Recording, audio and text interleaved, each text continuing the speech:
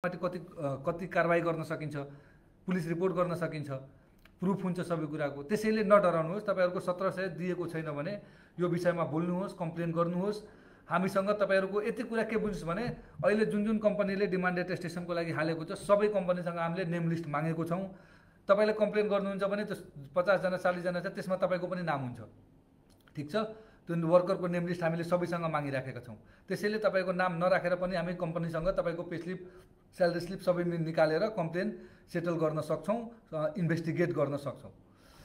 त्यसपछि सरले सोध्नुभएको छ बुङ्कुस कहिले खुल्छ सर? बुङ्कुसको त कुनै ग्यारेन्टी छैन सर बुङ्कुस कहिले खुल्छ। तर इलिगल हुनुहुन्छ, बिरामी हुनुहुन्छ या इलिगल हुनुहुन्छ, घर जान खोज्दै हुनुहुन्छ भने एम्बेसीमा सम्पर्क गर्नुहोला।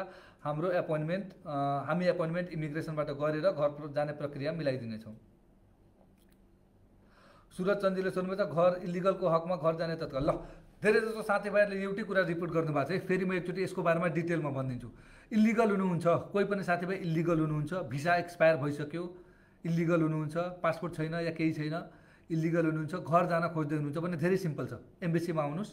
हामीले त्यो प्रक्रिया अगाडि बढाइदिन्छौँ। हामीले इमिग्रेसनसँग कन्ट्याक्ट गरेर तपाईँहरूको एपोइन्टमेन्ट निकालिदिनेछौँ। हामी सँगै लगेर इमिग्रेसनमा थम्प्रिन्ट पनि गराइदिनेछौँ। त्यसपछि तपाईँले आफ्नो एटिएम कार्डले इमिग्रेसनले तोकेको फाइन जुन म्याक्सिमम बढीभन्दा बढी 3100 रिङ्गिट हुन्छ त्यो फाइन आफ्नो एटिएम कार्डले आफै तिर्दिनु होला। त्यसपछि तपाईँले इमिग्रेसन डिपार्टमेन्टले चेकआउट मेमो र स्पेसल पास दिन्छ। त्यसपछि टिकट काटेर घर जान मिल्छ। इलिगल हुनुहुन्छ भने घर जान मिल्छ। करसिंह दामीजीले भन्नुहुन्छ पासपोर्ट कम्पनीले राख्छ र भनेको समयमा घर पठाउँदैन सर। कुन कम्पनी हो सर त्यो पनि जानकारी गराइदिनुहोस्। कुन कम्पनी हो त्यो पनि जानकारी गराउनुहोस् अनि त्यसपछि हामी त्यसको लागि पनि कम्पनीसँग कुरा गर्नेछौँ। जोहोरमा हामी आउँदैछौँ है त, जोहोरमा हामी आउँदैछौँ। मैले अघि पनि इन्फर्मेसन गराएँ है छविलाल सर, जोहोरमा हामी आउँदैछौँ, तपाईँकै अफिसतिर आउँदैछौँ। अब त्यो दिनमा हामी पासपोर्ट पनि लिएर आउँछौँ। अब कुनै साथीभाइ जोहोरबारमा हुनुहुन्छ र उहाँको पासपोर्ट रेडी छ, कलेक्सनको लागि एम्बेसीमा रेडी छ भने हामीलाई एम्बेसीलाई जानकारी गराउनु होला। ठिक छ, त्यो जानकारी गराइसके पछाडि हामीले तपाईँको पासपोर्ट लिएर जोहोरमा नै आइदिनेछौँ र त्यहाँबाट तपाईँले आफ्नो पासपोर्ट कलेक्ट गर्न सक्नुहुनेछ। र त्यसको लागि हामीले फेसबुकमा एउटा पोस्ट नै गरेको छौँ। त्यहाँ एउटा गुगल लिङ्क छ, फारम छ, त्यो लिङ्कमा क्लिक गरेर यदि जोहोरबारमा हुनुहुन्छ तपाईँको पासपोर्ट आइसकेको छ भने त्यो कुरा त्यो लिङ्कमा डिटेल्सहरू भरिदिनु होला। त्यसपछि तपाईँको पासपोर्ट हामी जोहोरबारमा नै लिएर आइदिनेछौँ र त्यहाँबाट तपाईँहरूले आफ्नो पासपोर्ट लिन सक्नुहुनेछ। केएलमा कोलालम्पुरमै एम्बेसीमै आएर पासपोर्ट लिइराख्नु पर्दैन। यो जोहोरको केसको लागि हो है, जसको पासपोर्ट आइसकेको छ या भोलि पर्सिमा आउँछ। हामी जोहोर आउनुभन्दा पहिला हामी 3 र 4 मेमा जोहोर जाँदैछौँ। त्योभन्दा पहिला जसको पासपोर्ट आइसकेको हुन्छ त्यो चेक गर्नु होला। हाम्रो त्यो लिङ्कमा क्लिक गरेर आफ्नो डिटेल फिल गरिदिनु होला। त्यो पासपोर्ट लिएर हामी जोहोर नै आएर वितरण गरिदिनेछौँ।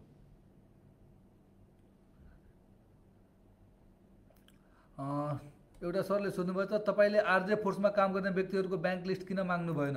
आरजे फोर्समा काम गर्ने कम्पनीको ब्याङ्क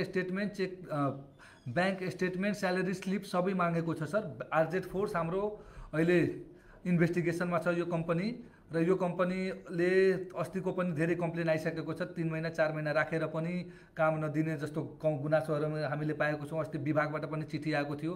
त्यसैले आरजे फोर्सको बारेमा हामीले इन्भेस्टिगेसन गरिसकेको छौँ। र अर्को जानकारी दिन अब पर्यो भने आरजे फोर्सको लागि हामीले यहाँको जेटिकेमा पनि प्रक्रिया अगाडि बढाइसकेको छौँ। यहाँको जेटिकेमा पनि कम्प्लेन गरिसकेको छौँ। आरजे फोर्सको विरुद्धमा कम्प्लेन गरिसकेको छौँ। ढुक्क हुनुहोस्।